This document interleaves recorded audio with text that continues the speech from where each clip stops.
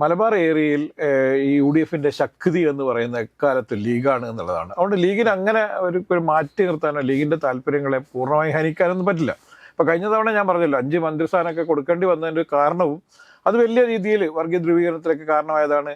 അതുപോലെ തന്നെ സംഘപരിവാർ ശക്തികളൊക്കെ ഏറ്റവും കൂടുതൽ ആരോപണം ഉന്നയിച്ചതാണ്. അതൊക്കെ അറിയാം. VS അച്യുതാനന്ദനാണല്ലോ കഴിഞ്ഞ പ്രാവശ്യം ഈ ഭരണപരിഷ്കാര കമ്മീഷൻ ചെയർമാനായിരുന്നത്. അദ്ദേഹത്തിന്റെ ആരോഗ്യപരമായി ഏറ്റവും തിരിച്ചടി കിട്ടുകയും അദ്ദേഹം വയ്യാതായ അവസ്ഥയിലായിരുന്നു ഈ ചെയർമാൻഷിപ്പിലേക്ക് വന്നത്. അത്തരത്തിൽ തീരെ വയ്യാത്ത ആളുകളെ അക്കോമഡേറ്റ് ചെയ്യേണ്ട ഒരു സ്ഥാപനമല്ല ഈ ഭരണപരിഷ്കാര കമ്മീഷൻ എന്ന് പറയുന്നത്. പാലായിൽ നടത്തിയതിനേക്കാളും മറ്റൊരു തരത്തിൽ വലിയ രാഷ്ട്രീയ പോരാട്ടം നടത്തിയ ആളാണ് KK രമ. RMPനെ അങ്ങനെ മാറ്റി നിർത്താൻ പറ്റും? ഒരിക്കലും മാറ്റി നിർത്താൻ പറ്റില്ല. രമയ്ക്ക് വലിയ പരിഗണന കൊടുക്കേണ്ടതാണ്. കാരണം ഞാൻ പറയുന്ന രമേനെ സ്പീക്കർ പോലും ആക്കണം എന്ന് ഞാൻ പറയാറുണ്ട്. ഇത്തവണ ചെയ്യേണ്ടത് അപ്പോൾ മന്ത്രിയായിട്ട് വരണം എന്ന് ആഗ്രഹിക്കുകയല്ല വേണ്ടത്, MLA ആയി നടപടിക്രമങ്ങളൊക്കെ പഠിക്കുക എന്നുള്ളതാണ്. രാജേട്ടാ നമസ്കാരം. രാജേട്ടാ, ഈ കേരള കോൺഗ്രസ് ജോസഫ് ഗ്രൂപ്പിനെ ഏറ്റവും കൂടുതൽ വിമർശിച്ചിട്ടുള്ള ഒരു പ്ലാറ്റ്ഫോം, ഒരു മാധ്യമ പ്ലാറ്റ്ഫോം എന്ന് പറയുന്നത് വൈറ്റ് സൺ TV ആണ് എന്ന കാര്യത്തിൽ യാതൊരു തർക്കമില്ല. പക്ഷെ നമ്മൾ വസ്തുതകളെ കൃത്യമായിട്ട് അസസ് ചെയ്യുന്ന സമയത്ത്, വിശകലനം നടത്തുന്ന സമയത്ത് ഒരു കാര്യം നമുക്ക് പറയാതിരിക്കാൻ വേണ്ടിയിട്ട് വയ്യ. കാരണം ഈ കേരള കോൺഗ്രസ് ജോസഫ് ഗ്രൂപ്പിനെ ഉഭയകക്ഷി ചർച്ചകളിൽ നിന്ന് പോലും മാറ്റി നിർത്തുകയും അവരോട് പ്രത്യേക ഒരു കൂടിയാലോചനയൊന്നും നടത്താതെ പെട്ടെന്നൊരു സുപ്രഭാതത്തിൽ ഞങ്ങൾക്ക് 2 സീറ്റ് ഏറ്റുമാനൂരും ഇടുക്കിയും വിട്ടു നൽകണം എന്ന ഒരു അഭ്യർത്ഥന UDF മുമ്പോട്ട് വയ്ക്കുകയും കോൺഗ്രസ് മുമ്പോട്ട് വയ്ക്കുകയും അവർ മനസ്സോടുകൂടി തന്നെ PJ ജോസഫ് സാറ് തന്നെയാണ് അതിൻ്റെ മുൻകൈ എടുത്തതെന്ന് എനിക്ക് തോന്നുന്നു. അത് സമ്മതിച്ചു. കാരണം ഹൃദയം പറിച്ചു കൊടുക്കുന്ന വേദനയോടുകൂടി തന്നെയാണ് PJ ജോസഫ് സാർ ഇടുക്കി വിട്ടുകൊടുത്തത് എന്നുള്ളത് നമുക്കറിയാവുന്ന കാര്യമാണ്. എന്നാൽ കേരള കോൺഗ്രസ് ജോസഫ് ഗ്രൂപ്പ് ഇപ്രാവശ്യം മത്സരിച്ചിരുന്നത് 8 സീറ്റുകളിലാണ്. 8 സീറ്റുകളിൽ മത്സരിച്ച് 1 സീറ്റ് ഒഴിച്ച് ബാക്കി 7 സീറ്റുകളിലും വിജയിക്കുന്ന കാഴ്ചയാണ് നമ്മൾ കണ്ടിട്ടുള്ളത്. അപ്പോൾ ഇതിൽ നമുക്കൊരു കാര്യം മനസ്സിലാക്കാൻ പറ്റുന്നത് എന്താണെന്ന് വെച്ച് കഴിഞ്ഞാൽ, ഈ ഏറ്റുമാനൂരും അതോടൊപ്പം തന്നെ ഇടുക്കി സീറ്റും ശരിക്കും പറഞ്ഞു കഴിഞ്ഞാൽ ജോസഫിന് അവകാശപ്പെട്ട സീറ്റാണ്. എന്നാൽ അത് അവർ മനസ്സറിഞ്ഞുകൊണ്ട് തന്നെ വിട്ടുകൊടുത്ു. അപ്പോൾ നമ്മൾ MLA മാരുടെ ഇത് നോക്കുകയാണെങ്കിൽ ഏറ്റുമാനൂരും ഇടുക്കിയും കേരള കോൺഗ്രസ് ജോസഫ് ഗ്രൂപ്പിന് തന്നെ അവകാശപ്പെട്ടതാണ്. അങ്ങനെ വരുമ്പോഴത്തേക്ക് 9 MLA മാർ ഉണ്ട്. കേരള കോൺഗ്രസ് ജോസഫ് ഗ്രൂപ്പിൻ്റെ കെയർ ഓഫിൽ 9 MLA മാർ ഇപ്പോൾ UDF-ലുണ്ട്. ആ ഒരു മാനദണ്ഡം കൂടി വെച്ച് നോക്കുമ്പോഴത്തേക്ക് കേരള കോൺഗ്രസ് ജോസഫ് മുൻപോട്ട് വെച്ചിട്ടുള്ള 2 മന്ത്രിസ്ഥാനം അവർക്ക് തീർച്ചയായിട്ടും അർഹതപ്പെട്ടതാണ് എന്നാണ് എനിക്ക് പറയാനുള്ളത്. എനിക്ക് തോന്നുന്നു മോൻസി ജോസഫ് ആയിരിക്കും ഒരു മന്ത്രിയാവാൻ വേണ്ടിയിട്ട് സാധ്യതയുള്ളത്. അങ്ങനെയുണ്ടെങ്കിൽ 2ാം മന്ത്രിസ്ഥാനം എന്താണ് പറയുക, ഇപ്പോൾ മാനദണ്ഡങ്ങൾ പരിശോധിക്കുന്ന സമയത്ത് 2ാം മന്ത്രിസ്ഥാനം എന്ന് പറയുന്നത് അതിന് അർഹതപ്പെട്ടയാൾ തോമസ് ഉണ്ണിയാടനാണ്. ഇരിങ്ങാലക്കുടയിൽ നിന്ന് മത്സരിച്ചിട്ടുള്ള തോമസ് ഉണ്ണിയാടനാണ്. അദ്ദേഹം ഡെപ്യൂട്ടി സ്പീക്കറായിരുന്നു. പല പ്രാവശ്യം ഇരിങ്ങാലക്കുടയിൽ നിന്ന് MLA ആയിട്ടുള്ള വ്യക്തിയാണ്. യൂത്ത് ഫ്രണ്ട് തുടങ്ങിയുള്ള വലിയ ഒരു രാഷ്ട്രീയ പാരമ്പര്യം ഇദ്ദേഹത്തിനുണ്ട്, തോമസ് ഉണ്ണിയാടനുണ്ട് എന്നാണ് നമ്മൾ മനസ്സിലാക്കാനായിട്ട്. അപ്പോൾ അബു ജോൺ ജോസഫിനെ സംബന്ധിച്ച് ഫസ്റ്റ് ടൈമാണ് ഇപ്പോൾ അദ്ദേഹം നിയമസഭയിലേക്ക് വരുന്നത്. അപ്പം അദ്ദേഹം മാറി നിന്നുകൊണ്ട്, ശ്രേയാംസ് കുമാർ മാറി നിന്നുകൊണ്ട് KP മോഹനൻ മന്ത്രിയായതുപോലെ, കാരണം MP വീരേന്ദ്രകുമാറിൻ്റെ മകനായിരുന്നു ശ്രേയാംസ് കുമാർ. ഈ ശ്രേയാംസ് കുമാർ മാറി നിന്നുകൊണ്ട് KP മോഹനെയാണ് അന്ന് മന്ത്രിയാക്കിയത് 2015-2016 കാലഘട്ടത്തിൽ. അന്ന് RJD UDF-ലായിരുന്നു. അപ്പോൾ അതുപോലെയുള്ള ഒരു രീതി ഇവിടെയും കേരള കോൺഗ്രസ് ജോസഫ് ഗ്രൂപ്പ് അവലംബിക്കേണ്ടതുണ്ട് എന്നെനിക്ക് തോന്നുന്നു. മോൻസി ജോസഫും തോമസ് ഉണ്ണിയാടൻ അർഹതപ്പെട്ടതാണ് ഈ മന്ത്രിസ്ഥാനം എന്ന് പറയുന്നത്. എനിക്ക് തോന്നുന്നു സീനിയോറിറ്റി വെച്ച് നോക്കുകയാണെങ്കിൽ മോൻസി ജോസഫിനേക്കാൾ മുകളിലാണ് തോമസ് ഉണ്ണിയാടൻ. അപ്പോൾ ആ ഒരു പരിഗണന തോമസ് ഉണ്ണിയാടന് ലഭിക്കേണ്ടതല്ലേ, തോമസ് ഉണ്ണിയാടനും മന്ത്രി ആകേണ്ടതല്ലേ കേരള കോൺഗ്രസ് ജോസഫ് ഗ്രൂപ്പിൽ നിന്ന്? ഇതിൽ പ്രശ്നമെന്ന് പറയുന്നത് ആകെ 21 മന്ത്രിമാരാണ്, മുഖ്യമന്ത്രിമാരടക്കമുള്ളത്. അപ്പം കോൺഗ്രസിനെ സംബന്ധിച്ചിടത്തോളം കോൺഗ്രസ്സിൽ ഇപ്പോൾ ഒരു ഏതാണ്ട് 10-35 പേര് മന്ത്രിയാകാൻ വേണ്ടി കുപ്പായം തയ്ച്ചിട്ടുണ്ട്. അതിനുവേണ്ടിയുള്ള ഗ്രൂപ്പ് മാനേജർമാരെ നിയമിച്ചുകൊണ്ട് വലിയ പോരാട്ടങ്ങൾ നടക്കുന്നുണ്ട്. ഈ മുഖ്യമന്ത്രിൻ്റെ കാര്യത്തിൽ ഒരു തീരുമാനം ആവാത്തത് കൊണ്ടാണ് മന്ത്രിമാരുടെ കാര്യത്തിൽ ഒരു തീരുമാനമാവാത്തത്. ആ ചർച്ചയും നടന്നുകൊണ്ടിരിക്കുന്നുണ്ട്. പക്ഷേ കേരള കോൺഗ്രസ്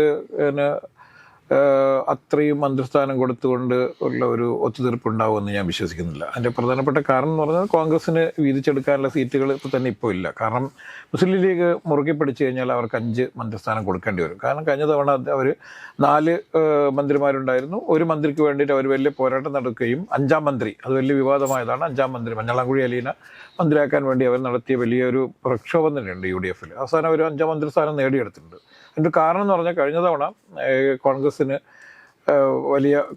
UDF-ന് വലിയ ഭൂരിപക്ഷം ഉണ്ടായിരുന്നു. 71 സീറ്റുകൾ പ്ലസ് സെൽവരാജിയപ്പോഴും വളരെ ന്യൂനപക്ഷമായ ഒരു സർക്കാരായിരുന്നു എന്നുള്ളതുകൊണ്ട് തന്നെ ഓരോ ഘടകകക്ഷിയെയും ഭയക്കേണ്ടതുണ്ടായിരുന്നു. അവർ പറയുന്ന എല്ലാ സ്ഥലങ്ങളിലും ഒപ്പിട്ട് കൊടുക്കേണ്ട ഒരു ദയനീയാവസ്ഥ ഉണ്ടായിരുന്നു. ഉമ്മൻചാണ്ടി ആയതുകൊണ്ട് മാത്രമാണ് ഉമ്മൻചാണ്ടി ആയതുകൊണ്ട് മാത്രമാണ് ആ മിനിസ്ട്രി മുന്നോട്ട് പോയത്. 5 വർഷം തികച്ചത്. അതിനെ ഭയങ്കര ബുദ്ധിമുട്ടി, ഒരുപാട് പ്രതിസന്ധികളിലൂടെ കടന്നുപോയി. പക്ഷെ ഇത്തവണ 63 സീറ്റുണ്ട് കോൺഗ്രസിന് ഒറ്റയ്ക്ക്. അങ്ങനെ പരിഗണിക്കുമ്പോൾ 63 സീറ്റ് കോൺഗ്രസിനുണ്ട് എന്ന് പരിഗണിക്കുമ്പോൾ അവർക്ക് എത്ര മന്ത്രിസ്ഥാനം വേണം എന്നുള്ളതാണ് നമ്മൾ പരിഗണിക്കേണ്ടത്. അപ്പം അവരും ഏതെങ്കിലും ഒരു ഘടകകക്ഷി ഉണ്ടെങ്കിൽ തന്നെ അവർക്ക് ഭരണം കൊണ്ടുപോകാൻ പറ്റുന്നൊരു സാഹചര്യം ഇപ്പോൾ കേരളത്തിലുണ്ട്. ഇപ്പം മുസ്ലിം ലീഗിനെയും അതുപോലെ തന്നെ കോൺഗ്രസ് മാത്രമുണ്ടായാൽ കേരളത്തിൽ ഭരണം കൊണ്ടുപോകാൻ പറ്റുന്ന അവസ്ഥയുണ്ട്. പക്ഷേ മുന്നണിയിൽ ചില മര്യാദകളുണ്ട് എന്നുള്ളത് കൊണ്ട് CMP പരിഗണിക്കേണ്ടതുണ്ട്. അതുപോലെ തന്നെ എല്ലാ കക്ഷികളെയും പരിഗണിക്കേണ്ടതുണ്ട്. അതുകൊണ്ട് ഈ കേരള കോൺഗ്രസ് ജോസഫ് ഗ്രൂപ്പിന് ഇത്തവണ 2 മന്ത്രിസ്ഥാനം വേണം എന്ന് പറയുന്ന ന്യായമൊക്കെ ഉണ്ട്. കാരണം 7 അംഗങ്ങളുള്ള ഒരു പാർട്ടി എന്നുള്ളതിൽ അവർക്ക് പ്രത്യേകിച്ചിട്ടും മധ്യ കേരളത്തിൽ വലിയ പെർഫോമൻസ് കാഴ്ചവെച്ച സുബി നേരത്തെ പറഞ്ഞതുപോലെ മത്സരിച്ച 8 സീറ്റിൽ 1 സീറ്റ് ഒഴികെ ബാക്കി, അതും കാഞ്ഞങ്ങാടായതുകൊണ്ടാണ്. ഏറ്റവും വലിയ സ്ട്രൈക്ക് റേറ്റ് കിട്ടിയ ഒരു പാർട്ടി എന്നുള്ള രീതിയിൽ തന്നെ അവർക്ക് വലിയ പരിഗണനകൾ ലഭിക്കാൻ അവർ വേറൊരു വിട്ടുവീഴ്ച കൂടെ നടത്തിയിട്ടുണ്ട്. അവര് മറ്റേ തൃക്കരിപ്പൂര് മാറ്റി കൊടുത്ത്. അതെ, അങ്ങനെ സാങ്കേതിക സിബി പറഞ്ഞ നേരത്തെ സാങ്കേതിക ഉണ്ടെങ്കിൽ തൃക്കരിപ്പൂര് അവർക്ക് കിട്ടേണ്ടതാണ്. അവർക്ക് 10 സീറ്റ് എന്നൊക്കെ പറയാം. പക്ഷേ വേറൊരു കാര്യമുണ്ട്, ഈ സീറ്റ് വിട്ടുകൊടുത്തത് കൊണ്ട് മാത്രമാണ് ഈ തൃക്കരിപ്പൂരിൽ വിജയിക്കാൻ വേണ്ടി കഴിഞ്ഞത്. തൃക്കരിപ്പൂര് എനിക്ക് തോന്നുന്നു അവിടെ ഉള്ള ഒരു വോട്ട് ഷിഫ്റ്റിങ്ങുമായി ബന്ധപ്പെട്ടിട്ട് അവിടെയുള്ള കേരള കോൺഗ്രസ് ജോസഫ് ഗ്രൂപ്പുകാർക്ക് ധാരണയുണ്ടായിരുന്നു. അവരും ഭയങ്കര ശക്തമായിട്ട് രംഗത്ത് വന്നിരുന്നു ഒക്കെ ഉണ്ടായിരുന്നു. പക്ഷേ എങ്കിൽ പോലും കൈപ്പത്ത് ചിഹ്നത്തിൽ മത്സരിച്ചാൽ ഞങ്ങൾ ഇവിടെ ജയിപ്പിക്കുമെന്നുള്ള ഒരു കൃത്യമായൊരു സന്ദേശം അവിടെയുള്ള കോൺഗ്രസ് നൽകിയിരുന്നു എന്നുള്ളതാണ്. പ്രത്യേകിച്ചിട്ടും ഘടകകക്ഷികളും പറഞ്ഞിരുന്നത്, പ്രത്യേകിച്ച് ലീഗിനെ പോലുള്ള പാർട്ടികൾ. അതിനകത്ത് പ്രധാനപ്പെട്ട ഒരു കാര്യമുണ്ട്, ലീഗിന് 22 സീറ്റിലുള്ളത്. ലീഗിന് 22 സീറ്റുള്ള സമയത്ത് ഇവിടെ 10 സീറ്റായിട്ട് തന്നെ കണക്കാക്കേണ്ടി. തൃക്കരിപ്പൂരും അല്ല, അത് അങ്ങനെ കണക്കാക്കണം. കാരണം നമ്മളിപ്പോ അവർ വിട്ടുകൊടുത്തില്ലായിരുന്നെങ്കിൽ കേരള കോൺഗ്രസ് ജോസഫ് ഗ്രൂപ്പ് മത്സരിക്കുന്ന ശരിയാണ്. സാങ്കേതികമായിട്ട് പറയുമ്പോൾ ശരിയാണ്. എങ്കിൽ പോലും നമ്പർ ഓഫ് എന്ന് പറയുമ്പോൾ 7 സീറ്റേ ഉള്ളൂ. 7 സീറ്റിന് തീർച്ചയായും 2 മന്ത്രിസ്ഥാനത്തിനൊക്കെ കൃത്യമായിട്ടും അവകാശവാദം ഉന്നയിക്കാം. പക്ഷേ ഇവർക്ക് അക്കോമഡേറ്റ് ചെയ്യാൻ പറ്റണ്ടേ? 22 സീറ്റിലെ മുസ്ലിം ലീഗിനുള്ളൂ. മുസ്ലിം 5 മന്ത്രിസ്ഥാനം കൊടുക്കാമെന്നുണ്ടെങ്കിൽ അല്ല. പക്ഷേ ഇതില് വേറൊരു വിഷയം എന്ന് പറയുന്നത്, ലീഗ് എന്ന് പറയുന്നത് പ്രത്യേകിച്ചിട്ടും UDFന്റെ ശരിക്കും ഏറ്റവും നെടുന്തൂൺ എന്ന് പറയുന്നത് എപ്പോഴും ലീഗാണ്. ലീഗിൻ്റെ ഒരു പെർഫോമൻസ് തന്നെയാണ്. കോഴിക്കോട്, കാസർഗോഡ്, കണ്ണൂർ, വയനാട് പോലുള്ള സ്ഥലങ്ങളിൽ, മലപ്പുറം പിന്നെ നമ്മൾ പറയേണ്ട കാര്യമില്ല. ഈ സ്ഥലങ്ങളിലൊക്കെ മലബാർ ഏരിയയിൽ ഈ UDFന്റെ ശക്തി എന്ന് പറയുന്ന എക്കാലത്ത് ലീഗാണ് എന്നുള്ളതാണ്. അതുകൊണ്ട് ലീഗിന് അങ്ങനെ ഒരു മാറ്റി നിർത്താനോ ലീഗിൻ്റെ താല്പര്യങ്ങളെ പൂർണ്ണമായി ഹനിക്കാനൊന്നും പറ്റില്ല. ഇപ്പോൾ കഴിഞ്ഞ തവണ ഞാൻ പറഞ്ഞല്ലോ 5 മന്ത്രിസ്ഥാനമൊക്കെ കൊടുക്കേണ്ടി വന്നതിൻ്റെ കാരണവും അത് വലിയ രീതിയിൽ വർഗീയ ധ്രുവീകരണത്തിലേക്ക് കാരണമായതാണ്. അതുപോലെ തന്നെ സംഘപരിവാർ ശക്തികളൊക്കെ ഏറ്റവും കൂടുതൽ ആരോപണം ഉന്നയിച്ചതാണ്. അതൊക്കെ അറിയാം. അതുകൊണ്ട് തന്നെ ഇത്തവണ ലീഗ് അത്തരം പ്രശ്നങ്ങൾക്കൊന്നും നിൽക്കില്ല. പക്ഷേ ഈ ലീഗിന് അങ്ങനെ അവഗണിച്ചുകൊണ്ട് പോകാൻ പറ്റില്ല. മാത്രം ലീഗിനും ചില ആളുകളെ അക്കോമഡേറ്റ് ചെയ്യേണ്ടതുണ്ട് എന്നുള്ളതാണ്. നമുക്ക് ലീഗിൽ 2 ഗ്രൂപ്പ് ഉണ്ട് നമുക്കറിയാം. അതുകൊണ്ട് ആ ഗ്രൂപ്പിലുള്ള KM ഷാജിയെ പോലുള്ള നേതാക്കന്മാരെയൊക്കെ അക്കോമഡേറ്റ് ചെയ്ത് പോയില്ലെങ്കിൽ നിയുക്ത മന്ത്രി എന്ന് പറഞ്ഞുകൊണ്ട് ഓൾറെഡി ബോർഡ് ഉയർന്നു. അതെ, അതുകൊണ്ട് ലീഗിൽ പ്രത്യേകിച്ചിട്ടും, കാരണം ഷാജി എന്ന് പറയുന്ന കക്ഷി ഏറ്റവും കൂടുതൽ വേട്ടയാടപ്പെട്ട കക്ഷിയാണെന്ന് ആലോചിക്കണം. പക്ഷെ അതിൽ കൂടുതലായിട്ട് വർഗീയത പറഞ്ഞിരിക്കുന്ന സംഗതിക്ക് ശരിയാണ്. മതമാണ് ഞങ്ങൾക്ക് രാഷ്ട്രീയം. അതൊക്കെ ശരിയാണ്. അങ്ങനെയൊക്കെ പറഞ്ഞിട്ടുണ്ട്. എന്നിട്ടും ഷാജിക്ക് സ്വീകാര്യത കിട്ടിയിട്ടുണ്ട്. അദ്ദേഹം MLA തിരഞ്ഞെടുക്കപ്പെട്ടല്ലോ. അപ്പോൾ സ്വാഭാവികമായിട്ടും ഷാജി കഴിഞ്ഞ പിണറായി സർക്കാരിന്റെ കാലത്ത് ഏറ്റവും കൂടുതൽ നിയമ പോരാട്ടങ്ങൾക്ക് വിധേയനായ ആളാണ്. അദ്ദേഹം വലിയ രീതിയിൽ വെറുതെ ഒന്നുമല്ല 50 ലക്ഷം രൂപ വീട്ടിൽ നിന്ന് വിജിലൻസ് ഒന്ന് എടുത്തോണ്ട് പോയാൽ അതിനൊക്കെ വേറെ കാരണമുണ്ടേ. അതൊക്കെ നമുക്ക് വേറെ കാരണമുണ്ട്. അത് നമുക്ക് അതിലേക്ക് ചർച്ച പോകണ്ട. കാരണം ആ ചർച്ച പോയി കഴിഞ്ഞാൽ നമ്മൾ ഈ വിഷയം മാറ്റി വേറെ ചർച്ച ചെയ്യേണ്ടി വരും. അതുകൊണ്ട് അതൊന്നല്ല വിഷയം. അത്ര ആയാൽ പോലും ഷാജി ഇപ്പോൾ MLA ആണ്. മുസ്ലിം ലീഗിലെ ഏറ്റവും കരുത്തനായ നേതാക്കന്മാരുള്ള ഒരാൾ തന്നെയാണ് ഷാജി. അല്ലെങ്കിൽ ഷാജിനെ മുസ്ലിം ലീഗിന്റെ ഏറ്റവും നെടുങ്കോട്ടയായ വെങ്ങരയിൽ കൊണ്ട് മത്സരിപ്പിക്കില്ലല്ലോ. അത് വെങ്ങരയിൽ ആരായിരുന്നു നേരത്തെ മത്സരിച്ചുകൊണ്ടിരുന്നത്? PK കുഞ്ഞിക്കുട്ടിയായിരുന്നു. അങ്ങനെയുള്ള ചില സംരക്ഷണമൊക്കെ അദ്ദേഹത്തിന് നൽകിയിട്ടുണ്ട്. അദ്ദേഹം മിക്കവാറും നല്ല ഒരു വകുപ്പ് കൈകാര്യം ചെയ്യുന്ന ഒരു മന്ത്രിയായി തീരും എന്നുള്ള കാര്യം സംശയമില്ല. ഇപ്പോൾ ചെയ്യാവുന്ന ഒരു കേരള കോൺഗ്രസ് ജോസഫിന് ചെയ്തു കൊടുക്കാവുന്ന ഒരു ഏറ്റവും വലിയ ഒരു ഫേവർ എന്ന് പറയുന്നത് ഒരു മന്ത്രിസ്ഥാനവും ഒരു ഡെപ്യൂട്ടി സ്പീക്കർ സ്ഥാനമോ അല്ലെങ്കിൽ അദ്ദേഹത്തിന് നേരത്തെ ഇപ്പോൾ കേരള കോൺഗ്രസ് മാണി ഗ്രൂപ്പിന് കഴിഞ്ഞ പ്രാവശ്യം പിണറായി സർക്കാർ ചെയ്തതുപോലെ ചീഫ് വിപ്പ് സ്ഥാനം, ക്യാബിനറ്റ് റാങ്കോടുള്ള ചീഫ് വിപ്പ് സ്ഥാനവും കൊടുത്ത്. അതല്ല, ഞാനൊരു കാര്യം ചോദിച്ചോട്ടെ, ഈ PJ ജോസഫ് സാറിനെ എന്തുകൊണ്ട് ഭരണപരിഷ്കാര കമ്മീഷൻ ആക്കി കൂടാ? തീർച്ചയായും അങ്ങനെയും ചെയ്യാം.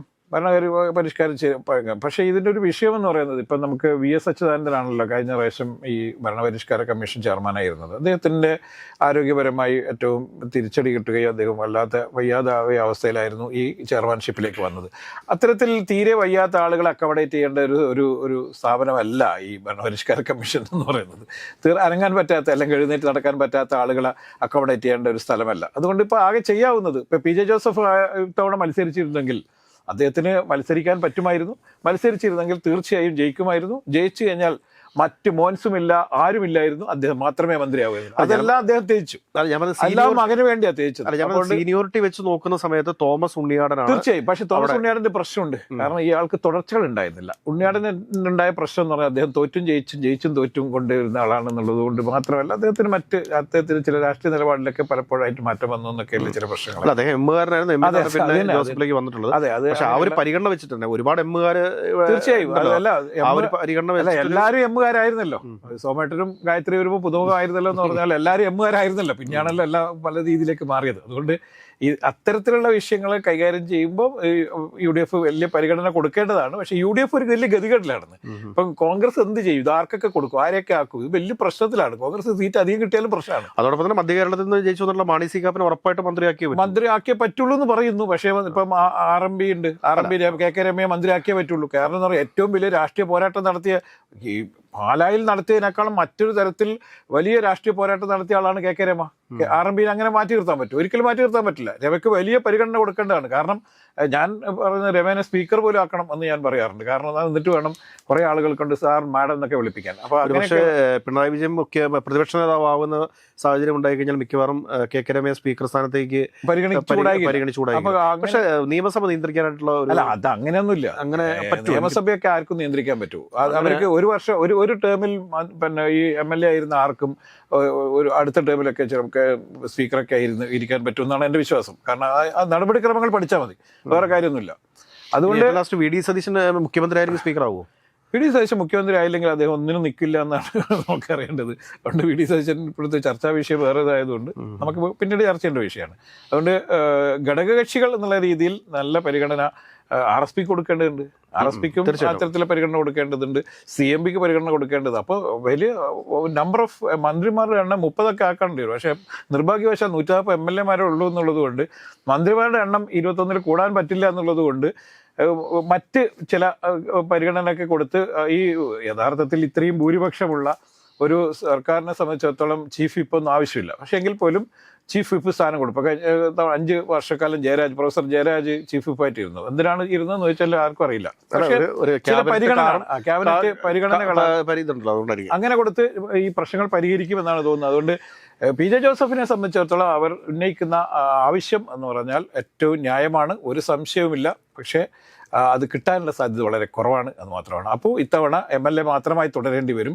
ഇല്ലെങ്കിൽ 2 മന്ത്രിമാരെ പരിഗണിക്കുകയാണെങ്കിൽ അത് ഒന്ന് മോൻസ് ആണെങ്കിൽ രണ്ടാമത്തത് വരേണ്ടത് ഈ പറഞ്ഞ ഉണ്ണിയാടൻ തന്നെയാണ് ആയിരിക്കും. അപ്പോൾ തീർച്ചയായും ഇത്തവണ ചെയ്യേണ്ടത് അപ്പോൾ മന്ത്രിയായിട്ട് വരണം എന്ന് ആഗ്രഹിക്കുകയല്ല വേണ്ടത്, MLA ആയി നടപടിക്രമങ്ങളൊക്കെ പഠിക്കുക എന്നുള്ളതാണ്.